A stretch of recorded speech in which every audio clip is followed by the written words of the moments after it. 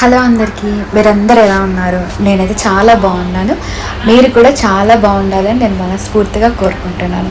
నా వీడియోస్ అయితే మీకు నచ్చినట్టయితే సబ్స్క్రైబ్ చేయడం మర్చిపోవద్దు. అండ్ లైక్, షేర్, అండ్ మీ వాళ్ళతో ఎవరికైనా మీరు కూడా ఈ హిస్టరీ షేర్ చేయాలి అని అనుకుంటే కనుక ఖచ్చితంగా షేర్ చేయడం మర్చిపోవద్దు. అండ్ మీకు ఈ వీడియో ఎలా అనిపించిందో కమెంట్ చేయడం అస్సలు మర్చిపోవద్దు అనమాట.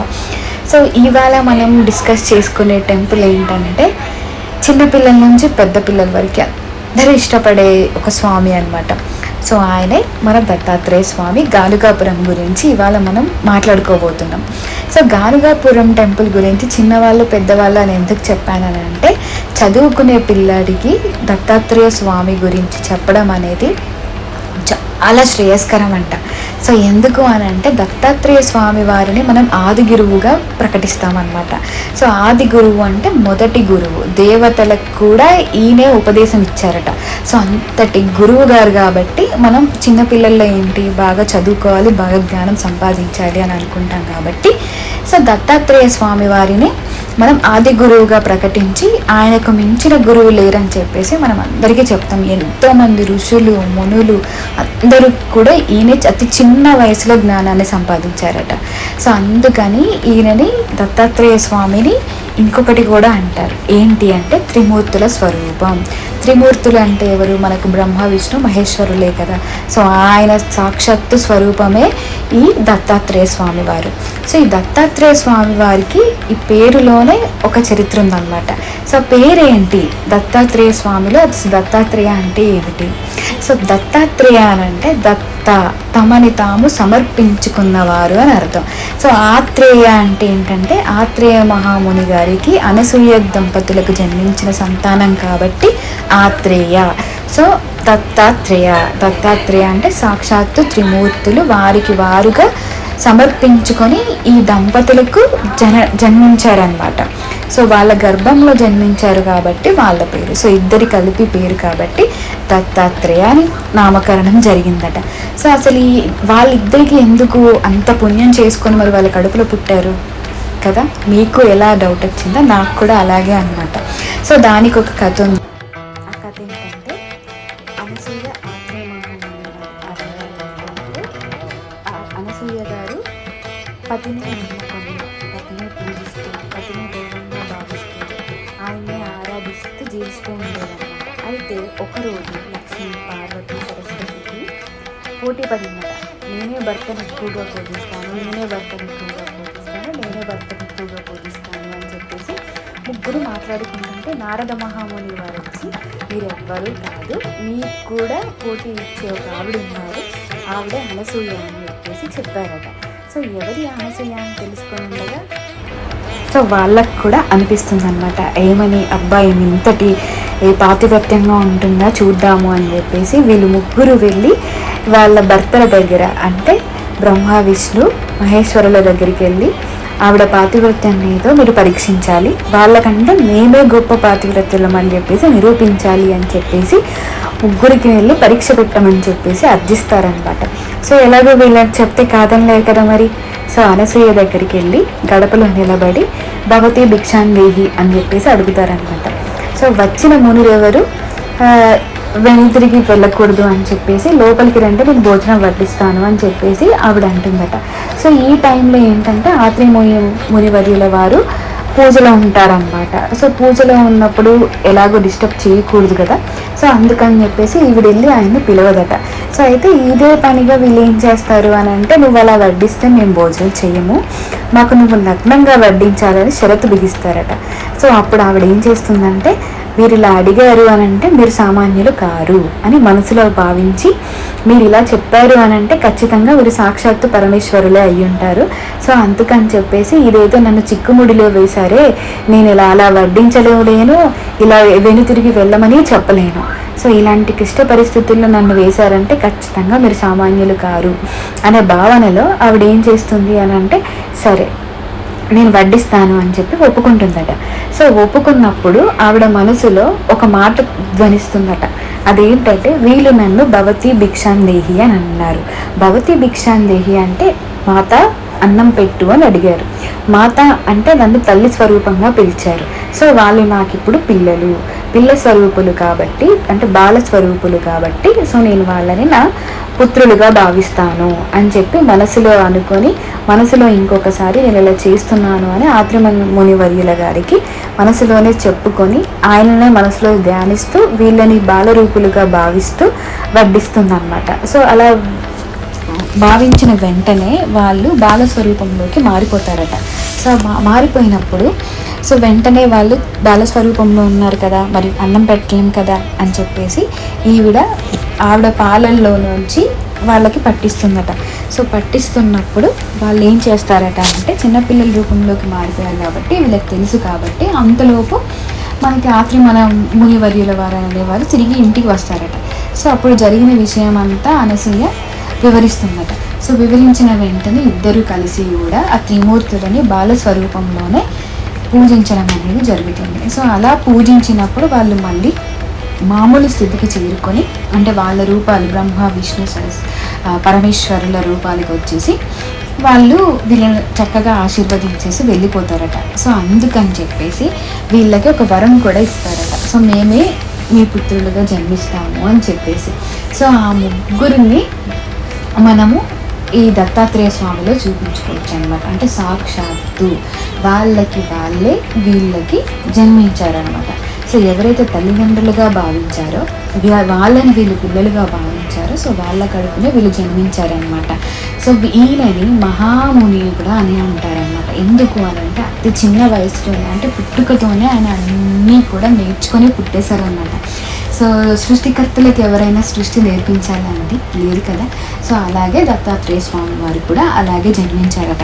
సో ఇక్కడ మెయిన్గా ఏంటంటే, ఈ గానుగాపురం ఎందుకు దత్తాత్రేయ స్వామికి అంత విశేషమైన గుడి అనేది మనందరికీ వచ్చే డౌట్ అనమాట. సో ఇక్కడ ఏంటంటే ఆయన 2వ అవతారం, నరసింహ అవతారం అనేది ఆవిర్భవించినప్పుడు ఆయన ఇక్కడ 23 సంవత్సరాలు ఉన్నారట ఈ గానుగాపురంలో. సో ఈ గానుగాపురంలో 23 సంవత్సరాలు ఆయన ఉన్నప్పటికీ అక్కడి నుంచి ఆయన ధరించిన పాదుకలు ఏవైతే ఉన్నాయో అవి ఆయనకి గుర్తుగా అక్కడ విడిచి అక్కడ ఒక మండపాన్ని ప్రతిష్ఠించి అక్కడి నుంచి మనకి శ్రీశైలం అడవుల్లోకి అంతర్యానం అయ్యారట ఆయన చివరి రోజుల్లో. సో అందుకని చెప్పేసి ఆయన అత్యంత ఎక్కువ కాలం గడిపిన స్థలం ఏదైనా ఉంది అని అంటే అది కర్ణాటకలోని గుల్బర్గాలోని గానుగాపురం అనే చెప్తారనమాట. సో ఇక్కడ ఇంకొక ప్రత్యేకత ఏంటి అని అంటే, ఇక్కడ అష్టతీర్థాలు అనేవి చాలా ఫేమస్ అనమాట. అంటే ఒక్కొక్క తీర్థానికి ఒక్కొక్క స్టోరీ ఉంటుంది. సో అన్ని అష్టతీర్థాలన్నీ మనం చూడాలా అని అంటే ఎవరికైతే ఇంట్రెస్ట్ ఉందో వాళ్ళు వెళ్ళి చూడొచ్చు. కానీ ముఖ్యంగా ఇక్కడ 3 గుళ్ళు అనేవి మాత్రం చాలా తప్పనిసరిగా వెళ్ళిన వాళ్ళు ప్రతి ఒక్కరు కూడా చూడాలన్నమాట. సో మీకు థంబ్నెయిల్ చూస్తే అర్థమవుతుంది 3+1 అని చెప్పేసి. యాక్చువల్గా 3-in-1 అని పెట్టాలి నేను, బట్ 3+1 అని పెట్టాను. సో ఏంటంటే ఇక్కడ ఒకటే ప్లేస్లో 3 అనేవి మాత్రం ఖచ్చితంగా మనం దర్శించాలి. ఒకటి ఆయన పాదుకలు ఉన్న ప్లేస్, ఇప్పుడు మనం చూసేది వెళ్ళేది ఆయన పాదుకలు ఉన్న స్పేస్ అనమాట. సో ఆ పాదుకల్ని మనం దర్శించుకోవాలి మొదటగా. సో ఇప్పుడు మనం వెళ్తుంది లోపల గుడిలోకి. ఇక్కడ ఏంటంటే ముఖ్యంగా బయట మనకి 100 రూపాయలకి అలా ఒక పూలు కొబ్బరికాయ అవన్నీ తీసుకోవచ్చు స్వామివారికి. 100 రూపాయలకే అమ్ముతున్నారు బయట కూడా. సో అలా మనం లోపలికి వెళ్ళాలన్నమాట. ఇలా లోపలికి వెళ్ళగానే మనకి అంటే ఈ టెంపుల్లోకి ఎంట్రీ అనమాట. సో ఎంట్రీ అలా వెళ్తూ లోపలికి వెళ్ళాలి. ఇక్కడ మనకు టెంపుల్ ఎంట్రీలోనే సేమ్ ఇక్కడ ఇంకొకటి ఏంటంటే, సేమ్ తులజా భవానీ లాగే పంతులు ఇక్కడ కూడా బయటే ఉండి ఆఫర్ చేస్తూ ఉన్నారు మనకి. ఈ పూజలు ఉంటాయి, ఆ పూజలు ఉంటాయి, ఇంత ఖర్చు అవుతుంది, అంత ఖర్చు అవుతుంది అని చెప్పేసి. But be aware of this is red line. ఎందుకు చెప్తున్నాను అని అంటే, మనకు అక్కడ కనిపించే రేట్లకి వాళ్ళు చెప్పే రేట్లకి ఇట్స్ ఆల్మోస్ట్ త్రిబుల్. యాక్చువల్గా దీనికి ఒక సీన్ కూడా ఉంది. ఏంటి అని అంటే, ఇప్పుడు మనం గుళ్ళోకి వెళ్ళిన తర్వాత ఇక్కడ ఒక కౌంటర్ ఉంటుందన్నమాట. సో ఇప్పుడు మనం ఎంటర్ అయ్యాము, నేను గుడి ఆవరణ అంతా మీకు చూపిస్తున్నాను ఒకసారి. సో ఇది చాలా విశాలంగా ఉంటుంది, ఎప్పటికప్పుడు క్లీన్ కూడా చేస్తున్నారు. That is all good. So మనం వెళ్ళొచ్చు, చూడొచ్చు. అండ్ ఇంకొకటి ఏంటంటే, ఇప్పుడు ఈ కౌంటర్ దగ్గరికి వచ్చేసరికి కౌంటర్లో మనకి అన్ని పూజలు వాటి ప్రైజెస్ అన్నీ అక్కడ పక్కన రాసి పెట్టి ఉంటారనమాట. సో మనకి అక్కడ కౌంటర్లో వాళ్ళు అడిగినా కూడా దే నో తెలుగు. యాక్చువల్లీ వాళ్ళకి తెలుగు కూడా తెలుసు, ఎలాంటి ఇబ్బంది లేకుండా వాళ్ళు మాట్లాడతారు. సో మేము అభిషేకం చేయించుకోవాలి అని అనుకున్నప్పుడు బయట మనకు చెప్పిన ప్లేస్ ఆల్మోస్ట్ 2500 ఎంతో చెప్పారండి. కానీ ఇక్కడ కౌంటర్లో అడిగినప్పుడు ఆయన ఏం చెప్పారు అని అంటే జస్ట్ 500 రూపీసే చెప్పారు. అదేంటి స్పెషల్ దర్శనం అండ్ అభిషేకం కూడా 2 కలిపి 500. ఐ వాజ్ షాక్ అనమాట, ఏంటి అని చెప్పేసి. బట్ నాకు ఎందుకో ఇంకా తుల్జా భవానీ టెంపుల్లో ఎక్స్పీరియన్స్ అయిన తర్వాత మళ్ళీ నాకు ఇక్కడ ఎక్స్పీరియన్స్ అవ్వాలని అనుకోలేదు నేను. సో అందుకని చెప్పేసి ఫస్ట్ డైరెక్ట్గా ఆ కౌంటర్ దగ్గరికి వెళ్ళి నేను అడిగాను, ఇక్కడ ఒక టాటా ఇస్తుంది, దాన్ని ఎవరు గమనించట్లేదు. సో నేను చూశాను యాక్చువల్లీ. సో ఆ టికెట్ తీసుకొని లోపలికి వెళ్ళిన తర్వాత ఇక్కడ మనకి పూజ ఏంటంటే మెయిన్ పాదుకలు ఉన్న ప్లేస్లో మనం మెయిన్ గుడి అనమాట. సో అక్కడ జస్ట్ దర్శనం మాత్రమే చూపిస్తారు. ఈ 500 టికెట్లో ఏంటంటే అందరు నార్మల్గా వచ్చే భక్తుల లైన్ కాకుండా మనం వాళ్ళ అపోజిట్ లైన్లో వెళ్ళొచ్చు అనమాట. సో జస్ట్ చూసి పాదుకలను చూసి నమస్కారం చేసుకొని బయటకు రావాలి. బయటకు వచ్చిన తర్వాత ఈ చెట్టు అనేది చాలా ఫేమస్ అండి అక్కడ, ఎందుకంటే జ్ఞానబోధ అనేది ఇక్కడ నుంచి చేశారు అని చెప్పేసి ఒక నమ్మకం భక్తులకి. సో అక్కడ నుంచి కొంచెం రైట్కి వెళ్తే మనకి అభిషేకం చేసే మండపం వస్తుంది అనమాట. అది స్పెషల్ మండపం, అక్కడ కూడా దత్తాత్రేయ స్వామిని పెడతారు, నేను మీకు చూపిస్తాను.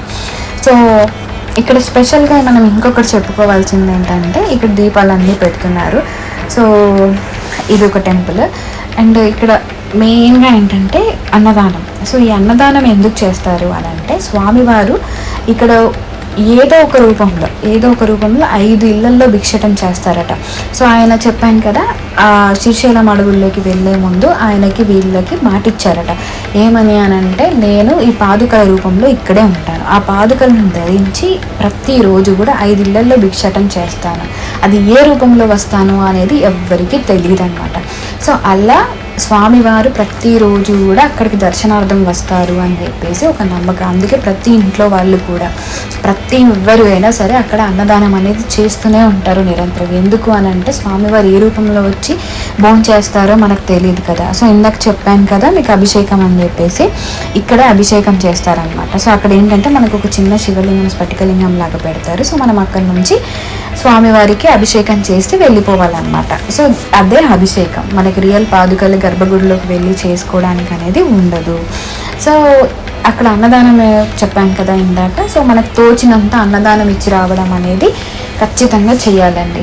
మీరు 100 రూపాయలు ఇస్తున్నారా, 500 రూపాయలు ఇస్తున్నారా అంటే that is up to you. అంటే మీ స్తోమతకి తగ్గట్టు మీరు ఎంతైనా ఇచ్చి రావచ్చు, ఎవ్వరు మిమ్మల్ని ఎంత ఇచ్చావేంటి అని అడగరు. కానీ ప్రతి ఒక్కరూ కూడా అన్నదానానికి డొనేషన్ చేయమని మాత్రం అడుగుతారు.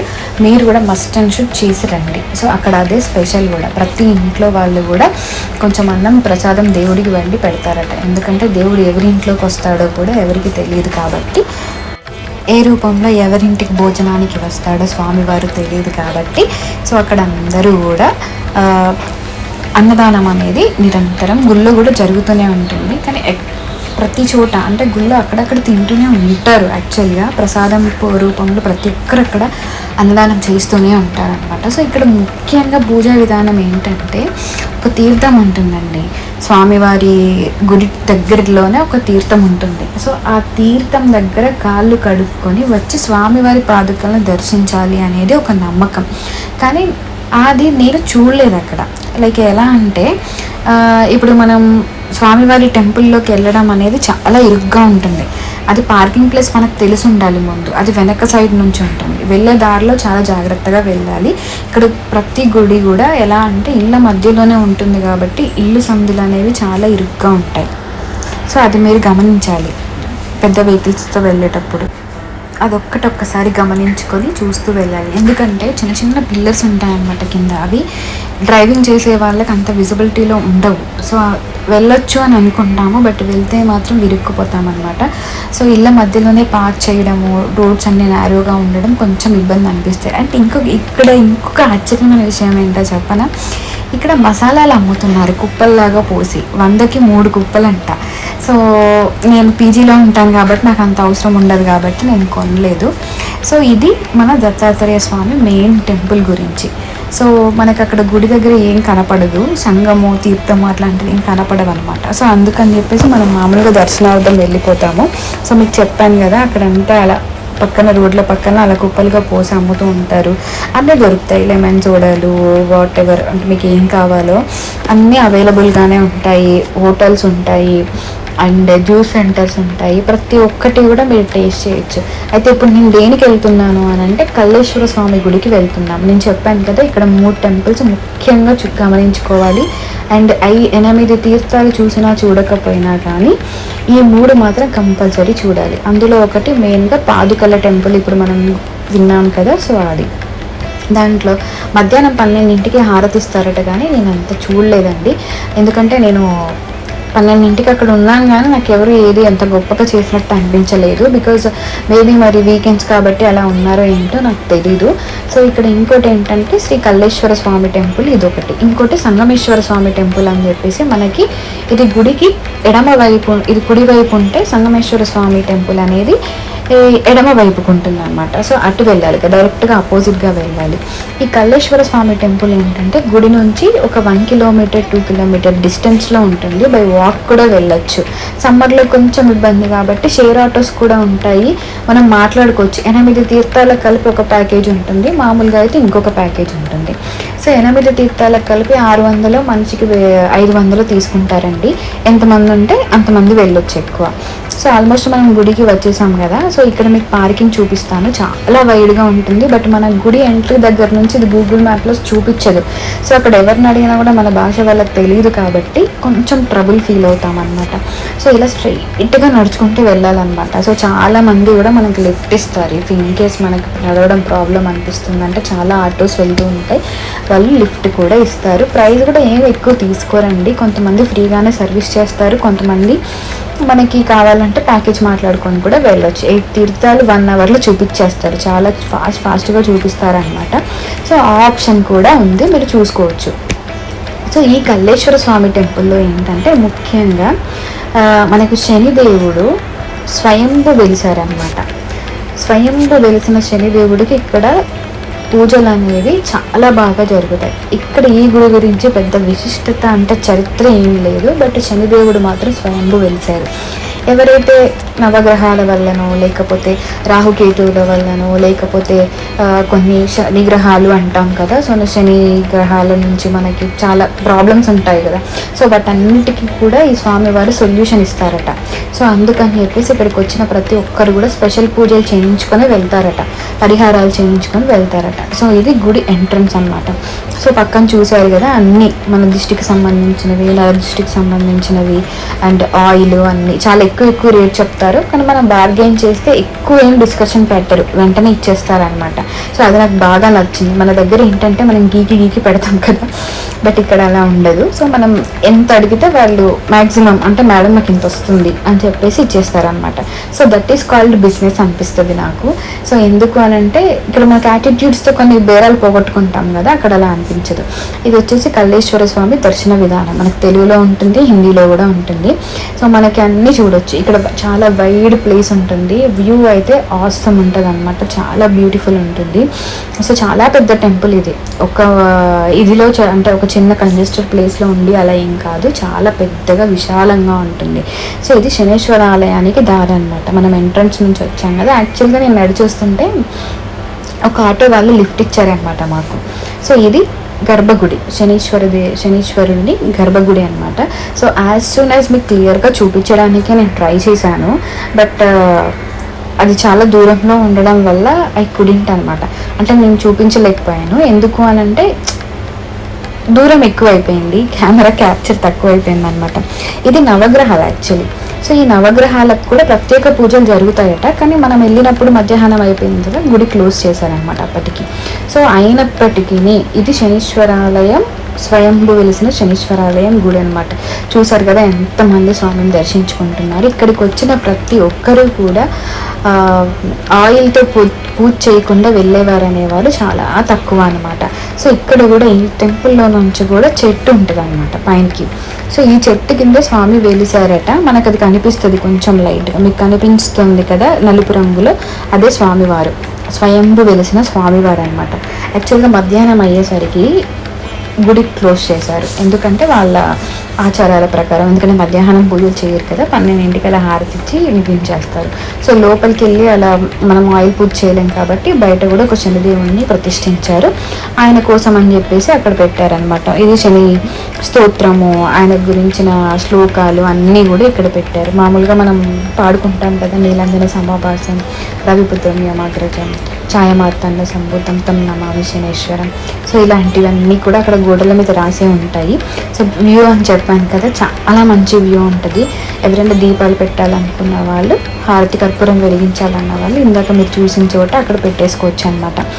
సో ఇక్కడ చాలా మంది కూడా మీరు ఇంకొకటి గమనించవచ్చు, అక్కడ చూడండి చెట్టు కింద భోజనాలు చేస్తున్నారు.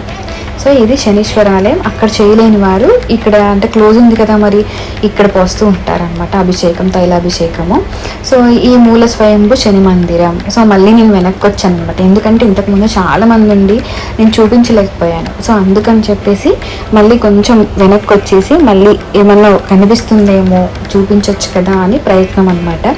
సో టు బీ హానెస్ట్, ప్రతి గుళ్ళో కూడా ఒక వైబ్ ఉంటుందండి, ఒక టచ్ ఉంటుంది, ఒక వైబ్ ఉంటుంది. సో ఆ వైబ్ని మనం ఫీల్ అవ్వగలగాలి, అంటే అక్కడ దేవుడు ఉన్నాడు అని మనం నమ్మగలగాలి. సో ఆ నమ్మినప్పుడే మనకు ఆ పాజిటివ్నెస్ అనేది వస్తుందన్నమాట.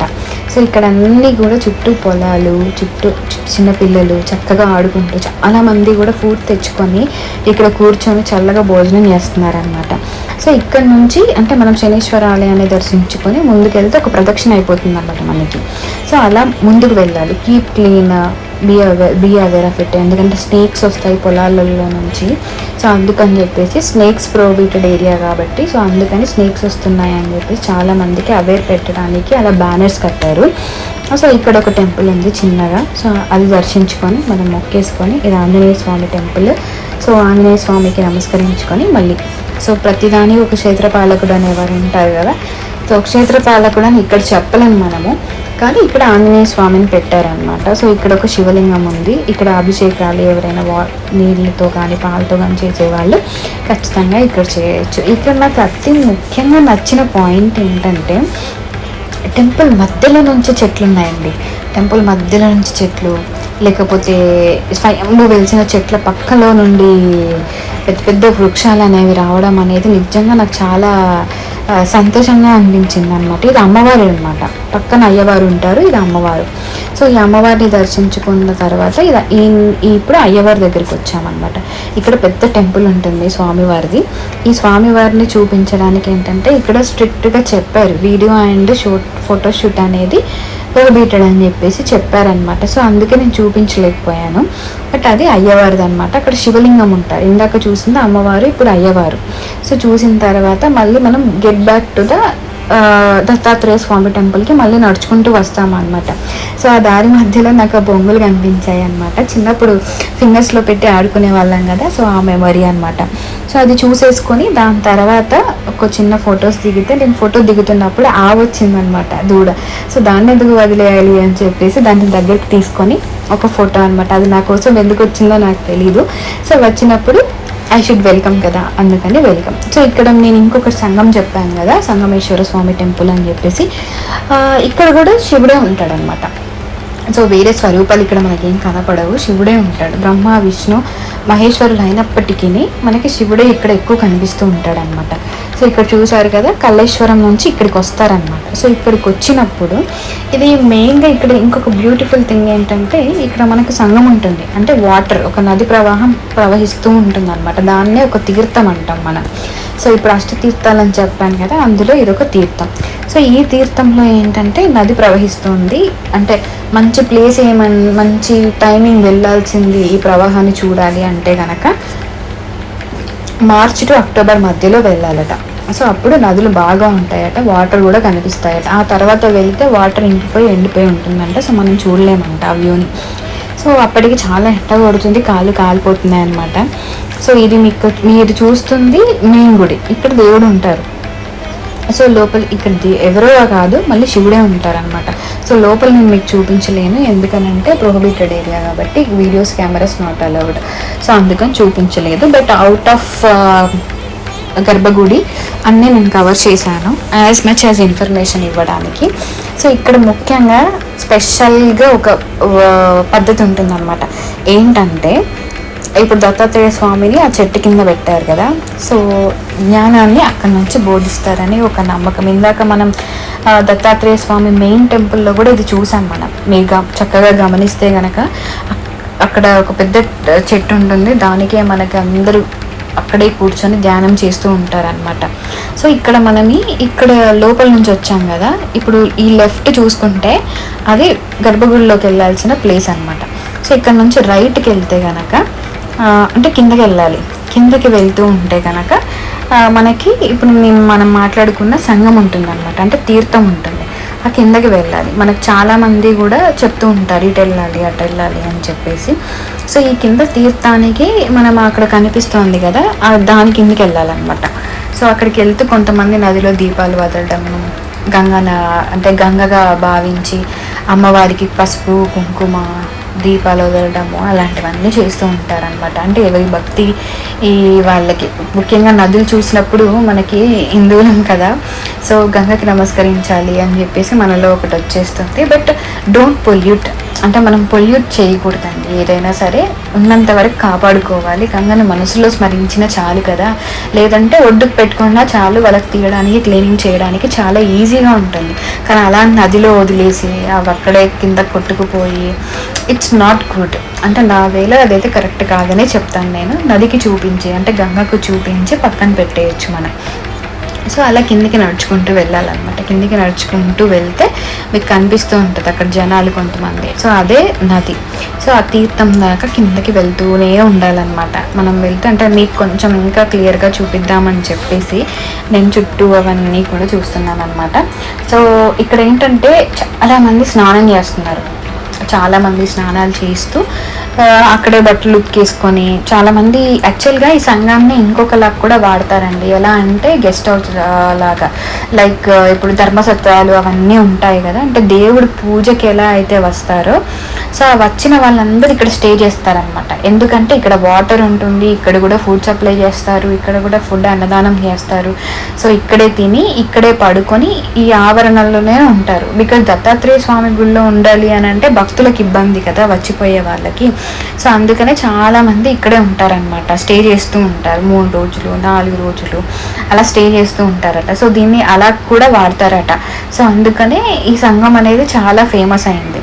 సో ఇక్కడ ఇంకొక చరిత్ర అని చెప్పాను కదా పద్ధతి, అదేంటంటే ఇప్పుడు అక్కడ కనిపిస్తున్న వాటర్ ఏదైతే ఉందో ఆ వాటర్ ఒకప్పుడు చాలా ప్యూరిఫైడ్గా ఉండేదట. సో ఆ వాటర్ని తీసుకొచ్చి పైన గర్భగుడి ఏదైతే ఉందో శివుడు ఆయనకి అభిషేకం చేయాలట, అప్పుడు పూజ సంపూర్ణమైనట్టు లెక్కట. సో అలా చేసేవాళ్ళట. సో అందుకని చెప్పేసి ఈ సంఘానికి సంగమేశ్వర స్వామి టెంపుల్ అని చెప్పేసి పేరట. సో ఇంత గొప్ప చరిత్ర ఉంది కదా. సో ఆ సంపూర్ణం చేసేది ఒకప్పుడట, కానీ ఇప్పుడు అంతగా ఎవరు ఫాలో అవ్వట్లేదు, ఎవరు చేయట్లేదు. బట్ నేను చదివి ఇక్కడ చాలామందిని అడిగాను ఇలా చేస్తారట కదా అంటే, ఇప్పుడు ఎవరు చేయట్లేదమ్మా, అప్పట్లో చేసేవాళ్ళు, ఇప్పుడు అవన్నీ తీస్తారు, ఇప్పుడు అన్ని కొత్త పద్ధతులు వచ్చేసాయి కదా అని చెప్పేసి అన్నారనమాట. So I was felt like oh అవునా అని చెప్పేసి. సో అందుకని నేను కూడా అలా వెళ్ళి కాళ్ళు అలా తడుపుకొని, చున్నీ తడుపుకొని, అంటే స్నానం చేసినట్టుగా భావించి గంగమ్మ తల్లికి నమస్కరించి చల్లగా చూడమని చెప్పేసి, మీరు ఇందాక నేను చెప్పాను కదా కొబ్బరికాయలు పువ్వులు చూడండి ఎలా వదిలేశారో. టు బీ ఫ్రాంక్, ఇప్పుడు ఇక్కడ ఏదైనా యానిమల్ లేకపోతే ఇంకా ఫిషెస్ ఏదైనా రావాలి అని అంటే ఇట్స్ హార్మ్ఫుల్ కదా. సో అలా ఉండడం అనేది నిజంగా నాకు కొంచెం బాధాకరంగా ఉంటుంది. బికాస్ క్లీన్ చేసే వాళ్ళకు కూడా అది చాలా టఫ్ జాబ్ అని చెప్పాలన్నమాట. సో చాలామంది చూడండి అక్కడ స్నానాలు చేస్తూ స్వామివారిని దర్శించుకోవడానికి అని చెప్పేసి మళ్ళీ పైకి వెళ్తారనమాట. సో అలా వెళ్తూ వెళ్తూ వెళ్తూ పుణ్యతీర్థాలన్నీ చూసుకొని, అంటే ఒక నదిలో స్నానం చేస్తే పూజ సంపూర్ణమైందిగా భావిస్తారనమాట. సో మనం ఇందాక కిందికి వచ్చాం కదా, అదే వ్యూ ఇది కూడా. సో ఇది ఫుల్ వ్యూ అనమాట. మనం ఇందాక పైనుండి చూసాం కదా, ఇది కింద నుండి. ఇక్కడ ప్రతి చోట కూడా అంటే నదులు ఉంటే ఖచ్చితంగా వాళ్ళకు కూడా తెలుసు మనం ఇక్కడ దీపాలు వదులుతాము, కొబ్బరికాయలు వదిలిపెడతాము అండ్ పూలు కూడా వదిలేస్తాము అనేది వాళ్ళకు కూడా తెలుసు. కాబట్టి ఖచ్చితంగా ఇక్కడ చిన్న చిన్న షాప్స్ అనేవి మాత్రం ఖచ్చితంగా తెరిచే ఉంటారు. మీరు ఎవరైనా పూజ పార్టిసిపేట్ చేయాలనుకుంటే చేయండి. అండ్ యాజ్ పర్ ద మీకు నచ్చినట్టుగా కొంచెం వీటిని కూడా క్లీన్గా మెయింటైన్ చేసుకోవడానికి ట్రై చేయండి. నేను చెప్పాను కదా, అక్కడ వాటర్ తీసుకొచ్చి ఇక్కడ ఉన్న శివుడికి సమర్పిస్తారనమాట. కొంచెం బ్లర్ వస్తుంది, బట్ నేను ఫోకస్ చేయడానికి ట్రై చేస్తున్నాను. యూ కెన్ సీ క్లియర్లీ అనమాట. సో స్వామివారు చాలా అందంగా ఉంటారు. ఈ కర్ణాటక ఇటువైపు ఏంటంటే స్వామివారిని అలంకరణ అనేది చాలా బాగా జరుగుతుంది అనమాట. చూసారు, సంగమేశ్వర దేవస్థానం. సో ఈ టెంపుల్లో ప్రతి ఒక్కరూ కూడా, అంటే ఎవరైతే గానుగాపురం వెళ్ళాలి అని అనుకుంటే ఈ 3 తీర్థాలని మాత్రం ఖచ్చితంగా మీరు చూసే తీరాలన్నమాట. అంటే అప్పుడే మనకి ట్రిప్ అనేది సంపూర్ణం అవుతుంది. 8 తీర్థాలు చూసినా చూడకపోయినా కూడా ఈ తీర్థాలు అనేవి మ్యాండేటరీగా చూడాలన్నమాట. ఆ 8 తీర్థాల ఫోటో నేను ఇక్కడ చూపిస్తాను, చూడండి. ఇదిగోండి, ఇది 8 తీర్థాలు అనమాట. చిన్న చిన్న గుళ్ళే ఉంటాయి, బట్ 8 తీర్థాలు అలా ఉంటాయి అనమాట. సో అక్కడ అంతా నది ప్రవహిస్తుందట. ఆ నది ఒడ్డున్నే మనకి చిన్న చిన్న గుళ్ళల్లో దేవుళ్ళు ఉంటారు. సో వాళ్ళనే మనం కనిపెడుతూ ఉండాలన్నమాట. సో మొక్కుకొని వచ్చేయడమే. మీకు మిగతా యూట్యూబ్ ఛానల్స్లలో చూస్తే కనిపిస్తుంది. So this is the Ganugapuram vlog. మీకు నచ్చినట్టయితే please share, subscribe and comment. Subscribe చేయడం అసలు మర్చిపోవద్దు. సో ఇది ఇవాళటి గానుగాపురం.